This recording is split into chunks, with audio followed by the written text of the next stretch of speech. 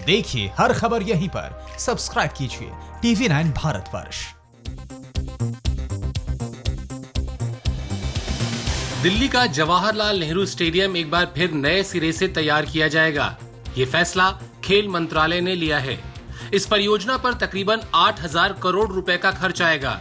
इसका मकसद भविष्य में ओलंपिक खेलों की मेजबानी के स्तर का स्टेडियम तैयार करना है। इस स्टेडियम के पुनर्विकास के लिए नीति आयोग ने खेल मंत्रालय को सुझाव दिए थे, जिसके लिए 5 सदस्यों वाली एक कमेटी भी बनाई गई है।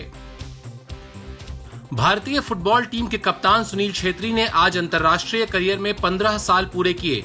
15 साल पहले आज ही के दिन उन्होंने पाकिस्तान के खिलाफ अपने अंतर्राष्ट्रीय करियर की शुरुआत की थी। आज ही के दिन उन्होंने अपने अंतर्राष्ट्रीय करियर का पहला गोल भी किया था। इस मौके पर सुनील छेत्री ने कहा कि अभी उनका संन्यास का कोई इरादा नहीं है, क्योंकि वो अपने आप को पहले से ज्यादा फिट महसूस कर रहे हैं। खेल मंत्री किरण रिजिजू ने कहा है कि नई शिक्षा नीति में खेल स्कूली पाठ्यक्रम का हिस्सा होंगे। उन्होंने कहा कि खेलों को अतिरिक्त पाठ्यक्रम के तौर पर नहीं देखा जाएगा। खेल मंत्री ने देश के ओलंपिक म्यूजियम बनाने पर भी जोर दिया। खेल मंत्री 21वीं सदी में ओलंपिक और ओलंपिक शिक्षा पर अपनी बात रख रहे थे।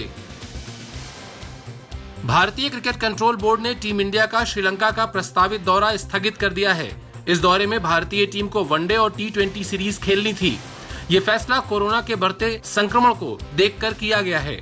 ये सीरीज जुलाई के महीने में प्रस्तावित थी और श्रीलंका क्रिकेट बोर्ड लगातार BCCI के साथ सहमति का दावा कर रहा था, लेकिन BCCI ने आखिरकार इस सीरीज को स्थगित कर दिया। इंग्लैंड के दिग्गज तेज गेंदबाज जेम्स एंडरसन ने वेस्टइंडीज की टीम को शुक्रिया कहा है। उन्होंने कहा कि इस मुश्किल वक्त में वेस्टइंडीज की टीम ने इंग्लैंड आने का फैसला किया, इसके लिए उन्हें बधाई देता हूं। जेम्स एंडरसन ने हाल में ही कहा था कि लॉकडाउन की वजह से उनका करियर अब और लंबा चल सकता है। आपको बता दें कि वेस्टइंडीज की टीम इंग्लैंड में 3 टेस्ट मैचों की सीरीज खेलेगी, जिसका पहला मैच 8 जुलाई से शुरू होगा। इंटरनेशनल ओलंपिक कमेटी यानी IOC ने रंगभेद को लेकर कड़ी निंदा की है। IOC की तरफ से जारी बयान में कहा गया कि गैर रंगभेद ओलंपिक के आयोजन के मूल स्तंभों में से एक है। ओलंपिक चार्टर में तय किए गए अधिकारों और स्वतंत्रता का आयोजन बगैर रंगभेद किया जाएगा। 2022 में बर्मिंघम में होने वाले कॉमनवेल्थ गेम्स एक दिन की देरी से शुरू होंगे। ये फैसला आयोजन समिति ने लिया है। अब इन खेलों का आयोजन 28 जुलाई से किया जाएगा। इससे विश्व एथलेटिक्स चैंपियनशिप के बाद खिलाड़ियों को आराम का कुछ वक्त मिल जाएगा। कॉमनवेल्थ एथलेटिक्स महासंघ ने इस बदलाव को मंजूरी दे दी है। भारतीय वेटलिफ्टर संजीता चानू को अब अर्जुन अवार्ड की उम्मीद है। संजीता चानू को हाल ही में डोपिंग के आरोपों से मुक्त कर दिया गया था।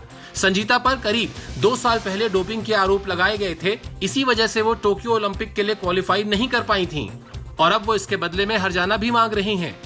संजीता ने कॉमनवेल्थ गेम्स में 2 बार मेडल जीता था। अमेरिकी टेनिस एसोसिएशन इस बात के लिए तैयार हो गया है कि US ओपन का आयोजन बिना दर्शकों के कराया जाएगा।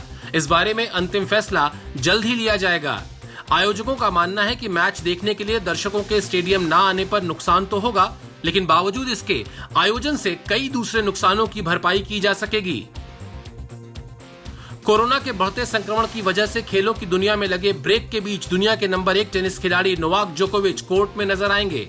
दुनिया भर में पुरुषों के टेनिस को संचालित करने वाली संस्था ATP ने 31 जुलाई तक सभी टेनिस टूर्नामेंट को स्थगित कर दिया है, लेकिन सर्बिया के नोवाक जोकोविच एक प्रदर्शनी मैच के लिए कोर्ट में उतरेंगे।